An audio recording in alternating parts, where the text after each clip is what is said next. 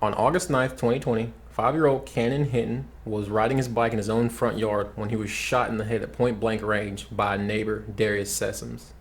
Cannon's parents had Sessoms over for dinner the night before.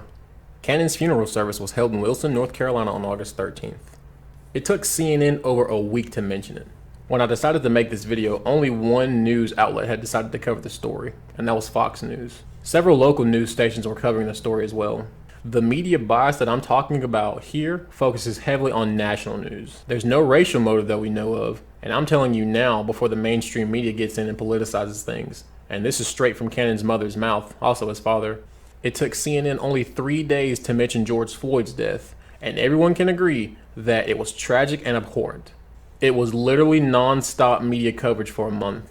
Justice has been served in that case. Justice has been served in Cannon's case. His mother, Bonnie Waddell, started a GoFundMe, and as of the time of making this video, has raised close to $800,000 for Cannon's funeral expenses. That's pretty impressive considering the timeline and the fact that this is current news. The purpose of this video is to both honor Cannon and to point out the mainstream media's coverage of something similar to this. While the mainstream media did eventually cover it, it took them quite some time, about a week or so. And many conservatives are arguing that there's an anti-white bias in the mainstream media. And honestly, from what I've seen in most of the media, this claim has some weight. There's evidence to support this claim. Just watch CNN's Don Lemon for only a few minutes, or scroll any social media site, or read an article from the Huffington Post. Anyone. You'll commonly see open discrimination against white Americans, and it's allowed to stand, sadly. No one will fact check it. You'll see many people in the comments section, including other white people, hop on the train and start bad-mouthing white people. It is sickening. You can openly discriminate against a group of people, or racial group, and be praised for it. And it's gotten so bad to the point where you have white people apologizing for the crime of being white. I will never ask someone to apologize for who they are. You should never, ever apologize for who you are. You should never feel guilty for who you are. Say something that a member of another racial group doesn't like, and you'll be canceled so fast that your head will spin. You'll be fired from your job. The mob will drag you through the mud and post you all over. The most recent example where I can think of where someone was called out and punished for their anti-Semitic comments was Nick Cannon. Perfect example. Why was he so comfortable saying his comments, by the way?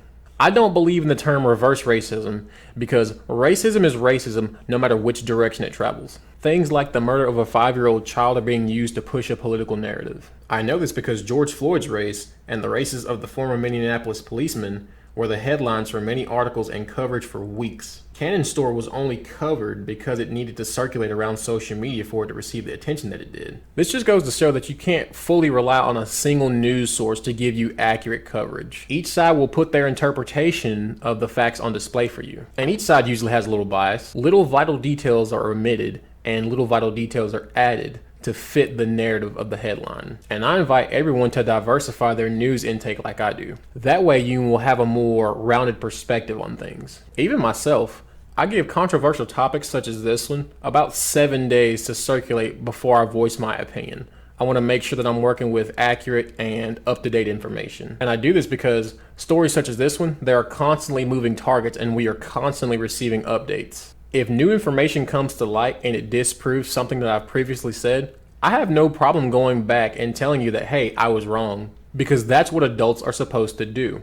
I don't always get things 100% right, but I try my hardest and I make these videos with information that I believe to be the honest truth. I do extensive research and I try to give a balanced perspective on these things. And as such, I can see both sides of this one, honestly. Many people on the right are outraged that Cannon's story isn't being covered as extensively by the media because the race of the suspect doesn't fit the political narrative. Legitimate. People on the left are upset that the suspect was brought justice almost immediately, while it takes other cases weeks, even months to receive justice. Also legitimate. Both of these are fair and legitimate concerns. What the left has to realize, though, is that we have a criminal justice system, and sometimes it can take weeks, months, even years for some cases to be settled. And when they involve police shootings, you better believe they're going to take a while, because the Department of Justice and then their local police departments have to conduct their own investigations and conduct their respective due diligence. My point with that is it's not an overnight process. And also, there will be no rioting,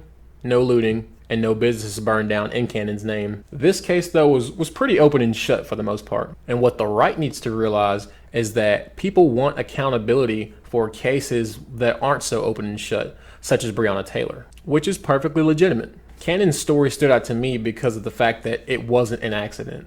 This was blatant and intentional. And this man is absolutely sick, regardless of his race. If you walk up and you make a conscious decision to execute a 5-year-old child, I got no mercy for you. I can't fathom in my head what makes you go and commit an act such as that. I can't fathom it. I wish the Hinnant family the absolute best as they lay their little boy to rest. I couldn't imagine. This is a tragedy. And this isn't the police.